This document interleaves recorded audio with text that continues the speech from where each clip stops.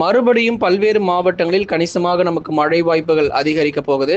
தென் மாவட்டத்தில் இருக்கக்கூடிய மதுரை, திண்டுக்கல், விருதுநகர், சிவகங்கை, ராமநாதபுரம், தூத்துக்குடி மற்றும் திருநெல்வேலி உள்ளிட்ட மாவட்டங்களில், அதே மாதிரி மேற்கு தொடர்ச்சி மலையொட்டிய மாவட்டங்களிலும் நீலகிரி, கோயம்புத்தூர், தேனி மற்றும் தென்காசி, கன்னியாகுமரி உள்ளிட்ட இடங்களிலும் மறுபடியுமாக கனமழை நமக்கு தீவிரமடையும். எந்த தேதிகள் அப்படிங்கிறத மறக்காம நீங்க கவனிங்க.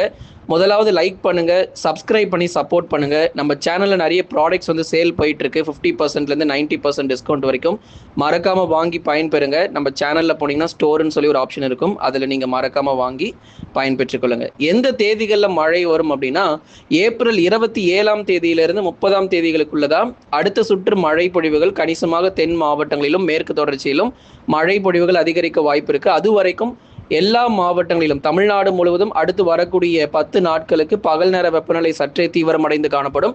40°C முதல் 41.5°C வரைக்கும் உள் மாவட்டங்களில் வெப்பநிலை தீவிரமடையும். அஜாக்கிரதையா இருந்துடாதீங்க. பகல் நேர வெப்பநிலை ரொம்பவே தீவிரமா இருக்க போகுது நண்பர்களே.